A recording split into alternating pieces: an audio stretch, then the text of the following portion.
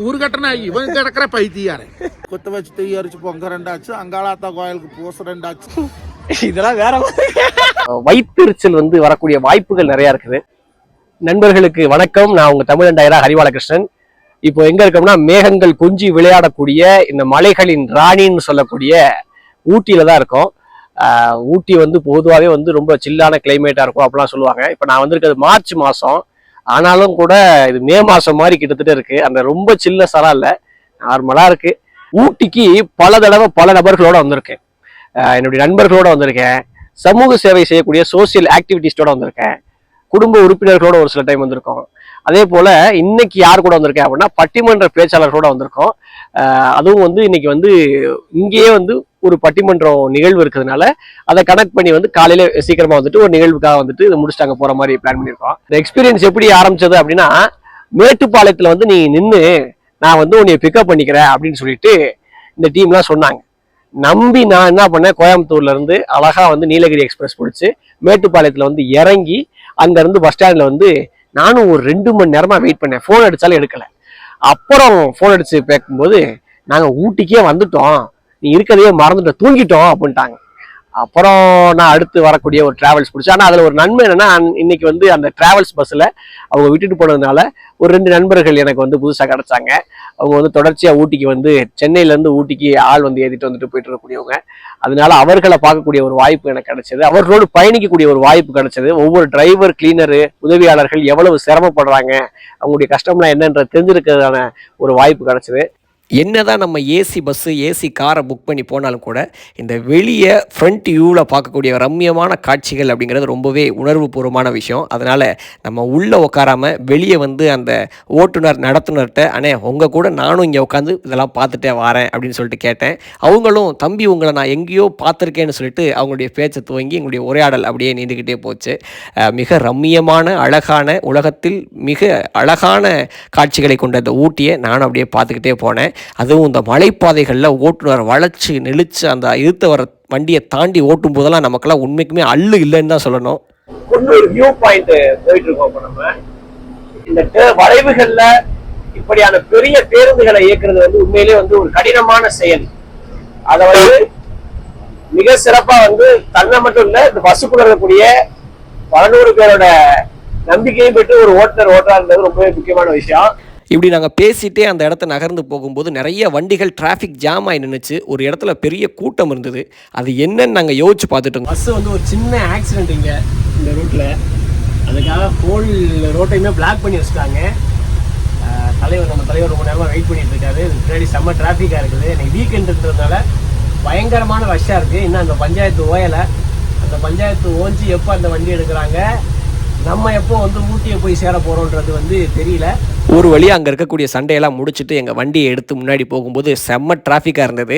அந்த டிராஃபிக்கோட தங்களுடைய பயண அனுபவங்களையும் அங்கே இருக்கக்கூடிய ஓட்டுநர்கள் சொன்னாங்க. சிலர்லாம் லாஸ்ட் பர்த்து போடுவாங்க.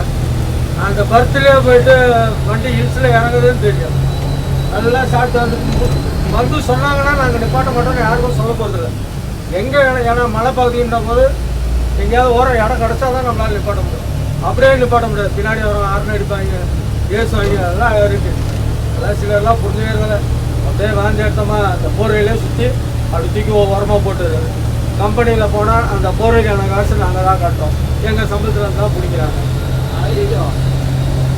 அதான் நிறைய நடக்குது. இதுக்கு நீங்கள் என்ன பண்ண முடியும்? யூஸ் பண்ண முடியாது. இல்லை அடுத்தது யூஸ் பண்ண முடியாது. யூஸ் பண்ண முடியாது. வேஸ்ட்டுக்கே தான் பண்ணாங்க. முன்னாடி சொல்லுங்க, நாங்கள் நிப்பாட்ட மாட்டோம். நாங்கள் அந்த பிளாங்கெட்லேயே ஏன் அதுக்கப்புறம் திருப்பி வர கஸ்டமர்லாம் பிளாங்கெட் ப்ரொவைட் பண்ண மாட்டேன்றீங்கன்னு எங்கள் மேலே கம்ப்ளைண்ட் போட்டுறாங்க. பேருந்தில் வரக்கூடிய ஒரு சில பயணிகள் செய்யக்கூடிய தவறு எந்த அளவுக்கு தங்களை கஷ்டப்படுத்துதுன்னு அந்த ஓட்டுநர்கள் சொல்லும்போது உண்மையிலே பாவமாக இருந்தது. அத்தோட அந்த ஊட்டியோட அழகெல்லாம் ரசிச்சுட்டு அப்படியே பஸ் ஸ்டாண்டில் இருந்து இறங்கி நேராக ஆட்டோவில் ஏறி நம்முடைய நண்பர்கள் இருக்கக்கூடிய ரெசார்ட்டை நோக்கி போனோம். 11 ஹில்ஸில் இருக்கக்கூடிய ஒரு ரெசார்ட்டுக்கு போயிட்டு அங்கே நம்முடைய அண்ணன் மதிப்பிற்குரிய தேவகோட்டை மகாராஜன் அவர்கள், அப்புறம் மஞ்சுநாதன் அண்ணன், அப்புறம் நாம எல்லாரும் சேர்த்துட்டு மீட் பண்ணிட்டு உடனே வாங்க சாப்பிட்டு தொட்டபேட்டா போகலான்னு சொல்லிட்டு தொட்டபேட்டா கிளம்பிட்டோம். நம்ம ஒரு முக்கியமான ஆளை உங்களுக்கு இன்ட்ரடியூஸ் பண்ண போகிறேன். இவர் தான் இவர் மேட்டுப்பாளையம் மஞ்சுநாதன். இவர் குப்பி வேலை மஞ்சுநாதன். இவருக்கு ஏன் மேட்டுப்பாளையம் பேர் வந்துச்சுன்னா, நடுராத்திரி 2 மணிக்கு ஃபோன் பண்ணி 6 மணிக்கு நில்லுன்னு சொல்லுவார். நம்ம 6 மணிக்குனா விட்டுட்டு வந்து ஊட்டி கொடியான்ட்டாப்ல என்னை விட்டுட்டு. அதனால தான் நம்ம தனியாக இன்னொரு பஸ்ஸு பிடிச்சி வர மாதிரி ஆயிடுச்சு. இவர் தான் அந்த மேட்டுப்பாலத்தை நம்ம 2 மணி நேரம் காத்துன்றது காரணம் இவர் தான். நான் என்ன பண்ணிட்டு நான் தூங்கிட்டேன். ஒரு மனுஷனுக்கு வாழ்க்கையில் எது முக்கியம்னா தூக்கம் முக்கியம். நான் தூங்கிட்டேன். நாங்க கட் பஸ் கிடைக்கும்னு நினைச்சு ஈரோட்ல இருந்து ஸ்ட்ரைட் பஸ் கிடைச்சிருச்சு. நான் தான் போன் எடுக்கல. நடுவர் போன் பண்ணலாம்ல. கூறு கட்டணா இவன் கிடக்கிற பைத்தியாரே.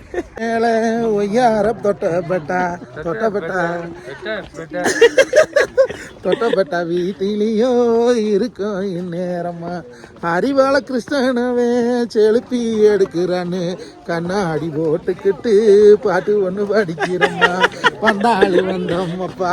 அங்கே இருக்கக்கூடிய எல்லா வெளிநாட்டுக்காரங்களும் எங்களை ஒரு மாதிரியா பார்த்தாங்க. அது ஏன்னா இதனால தான். காலங்காத்தால தொட்டபேட்டா போவோம் வாடா, அங்கே போய் என்னென்ன உனக்கு காட்டுறேன் பாருன்னு கூட்டிகிட்டு வந்துட்டு என்ன வேலை பார்க்குறாரு பாருங்க.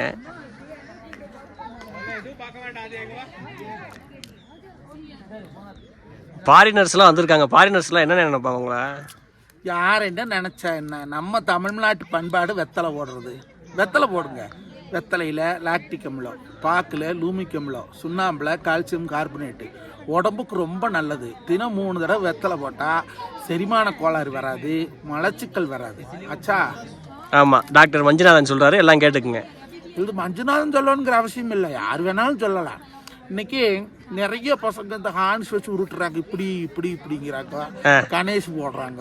இதெல்லாம் தமிழ்நாட்டில் தடை செய்யப்பட்டதுங்கிறாங்க, ஆனால் போட்டுக்கிட்டு தான் இருக்கிறாங்க. அதெல்லாம் புத்துநோய் உண்டாக்கு. ஆனால் வெத்தலை இயற்கை மருத்துவம். இப்போ சளி பிடிச்சிருச்சுன்னா வெத்தலை கிள்ளி போட்டு 2 பட்டை, 2 கிராம்பு, 2 ஏலக்காய், ஒரு அன்னாச்சி முக்கு போட்டு ஒரு துளி ஊண்டு சீரகம் போட்டு கொதிக்க வச்சு குடிச்சோம்னா சளி அந்து போகும். தெரியுமா உனக்கு?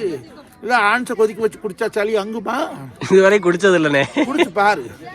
அப்புறம் கொத்த வச்சு தீ அரிச்சு பொங்க 2 ஆச்சு, அங்காளாத்தா கோயிலுக்கு பூச 2 ஆச்சுன்னு நாங்களும் தொட்டப்பட்டா வந்தா எல்லாம் ஓடி ஓடி செல்ஃபி எடுக்கிறாங்க, பறந்து வரது வீடியோ எடுக்கிறாங்க. தமிழ்நாட்டோட முக்கியமான பட்டிமன்ற பேச்சாளர், பட்டிமன்ற நடுவர்லாம் ஒரு டூராக கூட்டிகிட்டு வந்து நிகழ்ச்சிக்கு கூட்டிகிட்டு வந்துட்டு இங்கே என்னென்னா ஃபாரினர்ஸ் வந்துட்டு இருக்காங்களா, நீங்கள் எங்களுக்கு ஃபோட்டோ எடுத்து கொடுங்க, எங்களுக்கு கொஞ்சம் வெத்தலை முடிச்சு கொடுங்கன்னு ஒவ்வொருத்தரும் வந்து சொல்லும்போது உண்மையிலே விருப்பப்பட்டு வரலாம் போய் ஃபோட்டோ எடுத்து கொடுக்குறாரு. ஃபோட்டோ எடுத்து கொடுக்கறது கூட இல்லை, நான் வெத்தலை போடுறது பார்த்துட்டு ஒரு வெளிநாட்டுக்கார மணி வாட் இஸ் திஸ் அப்படின்னுச்சு.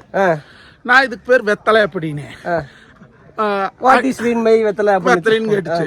நான் சொன்னேன் இட்ஸ் a lactic அமிலம், then லூமிக் அமிலம், then calcium carbonate, healthy for the பாடின்னு சொன்னேன்.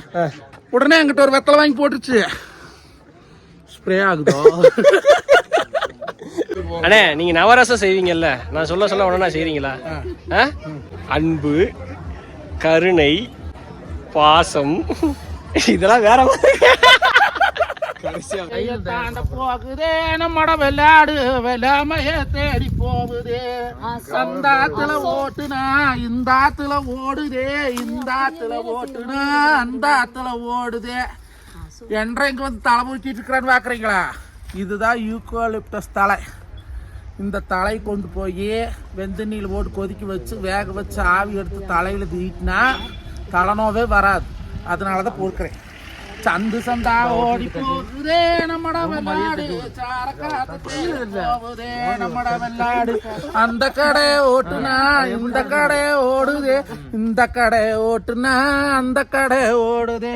தண்ணி நன்னே நானே நன்னானே, தண்ணே நன்னானே தானே நானே நன்னானே, தண்ணி நன்னானே. பல பொறுக்கியாச்சு வீட்டு போய் காய்ச்சிட்டு எப்படி தயாரிக்கிறதுன்னு போடுறேன். இங்க வந்து சாக்லேட் ஃபேக்டரியில இருக்கோம். அடுத்து டீ ஃபேக்டரி முடிச்சாச்சு. அது மாதிரி இந்த ஃபேமிலி மெம்பர்ஸோட வரும்போது எந்த மாதிரிலாம் வந்து பார்ப்போமோ அந்த மாதிரி ஏரியாவை சுற்றி பார்த்துக்கிட்டு இருக்கோம். பார்த்து முடிச்சுட்டு உடனடியாக மதிய சாப்பாடு சாப்பிட்டு போய் ஈவெண்ட்டு ஃபங்க்ஷனுக்கு ரெடி ஆகணும். நம்ம ஏஜ்ல இல்லாம குடும்பம் நடத்தக்கூடிய குடும்ப உறுப்பினர்களா இருக்கக்கூடிய இந்த மாதிரி ஏஜ்டு பீப்புளோட போடாம இருக்கலாம். டூர் வரும்போது இருக்கக்கூடிய ஒரு முக்கியமான விஷயம் என்ன அப்படின்னா, டீ கடை, காபி கடை, வீட்டு உபயோக பொருட்கள், ஃபேஸ் கிரீம், லிப் பாம், இதை வாங்குறேன் அதை வாங்குறேன்னு ஒரு 3/4 மணி நேரத்தை கடத்திட்டாங்க. இந்த அக்காலாம் பாருங்க 2 பை இங்க கட்ட பை தூக்கிட்டாங்க, இந்த அக்கா ஒரு 3 பை தூக்கிட்டாங்க. அது 1 பை காசு கொடுத்து வாங்கினது, 2 பை வந்து பெரிய மாடர்ன் மம்மிஸ் பா. ஓகேவா? we are preferring cosmetics, tea, coffee, chocolates and all. Okay, don't underestimate us. Happy Women's Day. Tea factory பார்த்து முடிச்சாச்சு. அடுத்து சாக்லேட் ஃபேக்டரி போறோம். டீ டீ தூள் கடையிலேயே ஒரு மணி நேரம் ஆகிட்டாங்க. அடுத்து சாக்லேட் கடையில வந்து சாம்பிள் கேட்டு அது ஒரு மணி நேரம் ஆக்கிடுவாங்கன்ற ஒரு நம்பிக்கை இருக்கு, மனதார நம்பிக்கை இருக்குது. இப்போ கிட்டத்தட்ட சம்மர் சீசன் நெருங்கிடுச்சு, ஒகேஷன் ஆரம்பிச்சிச்சு. அதனால சீசன் வந்து நிறைய பேர் வந்துட்டு இருக்கக்கூடிய ஒரு நிகழ்வு இருக்கு.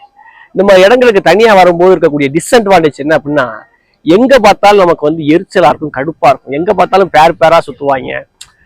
என்னடா நம்ம இப்படி வெட்டியா தனியா சுத்திட்டு இருக்கோம், இவங்க மட்டும் பேரா சுத்துறாங்களே அப்படின்ற ஒரு வயிற்றெரிச்சல் வந்து வரக்கூடிய வாய்ப்புகள் நிறைய இருக்குது. என்ன சுத்தி கூட நிறைய ஜோடிகள் இருக்காங்க, நீங்க வீடியோல பார்க்கலாம். அப்புறம் என்ன தைரியத்துல நீ பேசுறேன்னா, இவங்க யாருக்குமே தமிழ் தெரியல அப்படின்ற ஒரு நம்பிக்கையில வந்து நான் பேசிட்டு இருக்கிறேன். இப்பதான் டீ ஃபேக்டரி, சாக்லேட் ஃபேக்டரிலாம் பர்ச்சேசிங் முடிச்சுட்டு நம்ம மஞ்சுநாதன் அவர்கள், வைப்புக்குரிய அண்ணன் மகாராஜன் அவர்கள், அவருடைய குழுவினர்லாம் வந்து இந்த பேக்கெல்லாம் கொண்டு வந்து கார்ல டம்ப் பண்ணிட்டு அடுத்தடுத்துக்கு போறதுக்கான திங்கிங்ல இருக்காங்க. இந்த சாக்கில் நம்ம ஓவராலா எல்லாத்தையும் பார்த்தா டீ ஃபேக்டரியை பார்த்து முடிச்சுட்டு உடனே அங்கேருந்து வண்டியை எடுத்துகிட்டு நேராக போட் ஹவுஸுக்கு விட்டோம்.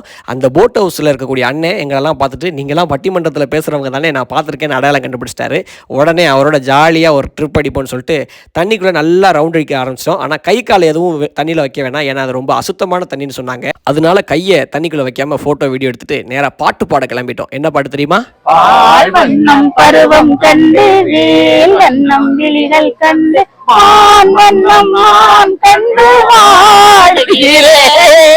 பால்வண்ணம் பருவம் கண்டதெல்லாம் போதும், வாங்க நிகழ்ச்சிக்கு போவோன்னு ரெசார்ட்டுக்கு போய் கிளம்பிட்டு உடனே நிகழ்ச்சிக்கு வந்தோம். அங்கே பார்த்தா நிறைய கூட்டம், அரங்கத்துக்கு உள்ளேயும் வெளியேயும் பல்லாயிரக்கணக்கான மக்கள் கூடியிருந்தாங்க. அவங்க மத்தியில் சிவராத்திரி நிகழ்ச்சி பேசுறதுல உண்மையிலேயே மகிழ்ச்சியானோம். நேராக அன்னதான கூடத்துக்கு போனோம். ஆயிரக்கணக்கான மக்களுக்கு சாப்பாடு போட்டாங்க. அதே இடத்துல நமக்கு ஸ்பெஷலாக ரெடி பண்ணி வச்சுருந்தாங்க. போயிட்டு சாப்பாடை சாப்பிட்டுட்டு அந்த ஆயிரக்கணக்கான மக்கள் மத்தியில் பேசணும் அப்படின்ற நிறைவோட மகிழ்ச்சியோட ஊட்டியிலிருந்து விடைபெற்றுட்டோம்.